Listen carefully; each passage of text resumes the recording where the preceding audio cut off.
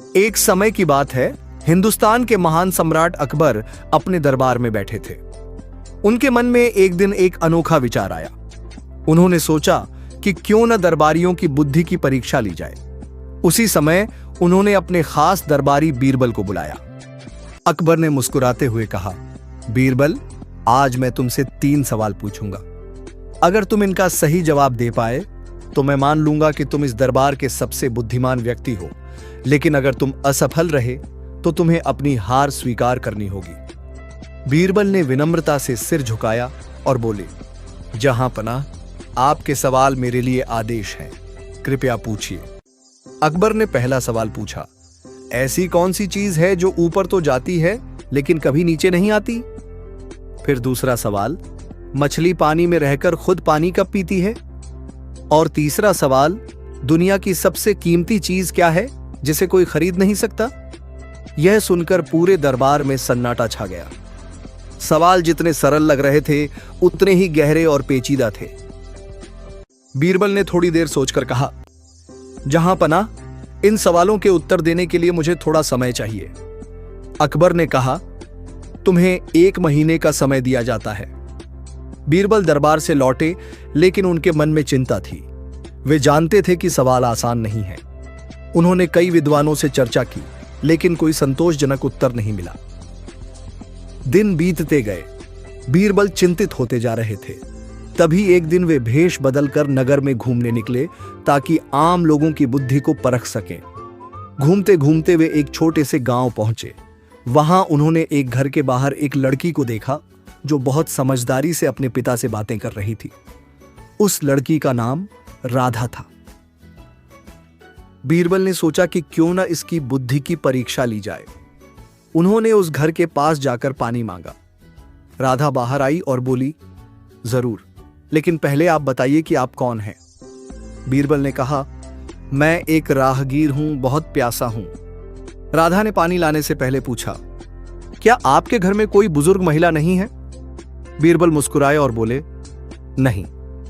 राधा ने तुरंत समझ लिया कि यह व्यक्ति संस्कारी है और बिना बड़े बुजुर्ग की अनुमति के पानी नहीं लेना चाहता। उसी समय उसके पिता आ गए और गलतफहमी में बीरबल को डांट दिया। बीरबल वहां से चुपचाप चले गए। कुछ देर बाद राधा ने अपने पिता को समझाया कि वह व्यक्ति बहुत समझदार और संस्कारी था। पिता को अपनी गलती का एहसास हुआ और वे बीरबल को ढूंढने निकल पड़े। थोड़ी देर बाद उन्हें बीरबल मिल गए। उन्होंने माफी मांगी और बीरबल को अपने घर आने का निमंत्रण दिया।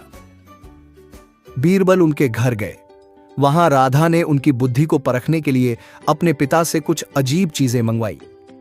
2 रुपए की ऐसी चीज जो बाहर से सख्त और अंदर से नरम हो। 2 रुपए की ऐसी चीज जो बाहर से नरम और अंदर से सख्त हो। 1 रुपये की सफेद मीठी चीज जो फल नहीं हो, और एक गोल गोल तली हुई प्यारी चीज। पिता यह सुनकर हैरान रह गए, लेकिन बीरबल मुस्कुरा दिए। वे बाजार गए और सारी चीजें लेकर आए। नारियल, बाहर से सख्त अंदर से नरम। छुहारा, बाहर से नरम अंदर से सख्त। चीनी, सफेद मीठी चीज। और गुलाब जामुन, गोल गोल तली हुई मिठाई। राधा यह देखकर बहुत खुश हुई। उसे समझ आ गया कि बीरबल कोई साधारण व्यक्ति नहीं। फिर बीरबल ने राधा को अपने असली उद्देश्य के बारे में बताया और अकबर के 3 सवाल बताए। राधा ने कुछ देर सोचा और बोली, इन सवालों के जवाब मैं दे सकती हूं, लेकिन मुझे महल जाकर कुछ जांच करनी होगी। बीरबल उसे लेकर महल पहुंचे और अकबर से अनुमति ली। अकबर ने राधा को 2 दिन तक महल में आने जाने की अनुमति दे दी। राधा ने रात के समय महल पर नजर रखी। उसने देखा कि एक सेवक आधी रात को रानी के कक्ष में जा रहा है। दूसरी रात भी उसने यही देखा और उनकी बातें भी सुन ली। अब उसे सब समझ आ गया। 2 दिन बाद दरबार में सब इकट्ठा हुए। अकबर ने उत्सुकता से कहा, अब बताओ, मेरे सवालों के जवाब क्या हैं? राधा ने पहला जवाब दिया, जहां पनाह वह चीज है उम्र। यह हमेशा बढ़ती है लेकिन कभी घटती नहीं। अकबर खुश हुए। फिर राधा ने दूसरा जवाब दिया, दुनिया की सबसे कीमती चीज है वक्त। इसे कोई भी धनवान व्यक्ति भी नहीं खरीद सकता। पूरा दरबार तालियों से गूंज उठा। अब तीसरे सवाल की बारी थी। राधा ने कहा, जहां पनाह, इसका जवाब आपके महल में ही छिपा है। सब हैरान रह गए। राधा ने उस सेवक को बुलाने को कहा और उससे सच पूछने को कहा। डर के मारे सेवक ने सच्चाई स्वीकार कर ली कि उसका रानी के साथ अनुचित संबंध था। अकबर यह सुनकर स्तब्ध रह गए।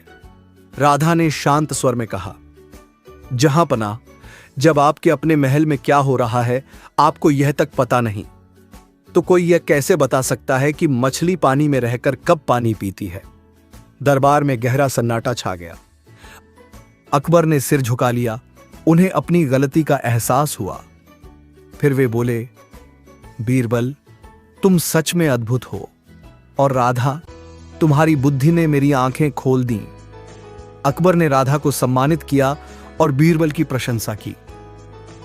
उस दिन के बाद अकबर ने यह समझ लिया कि सच्ची बुद्धि केवल ज्ञान में नहीं बल्कि समझ और दृष्टि में होती है।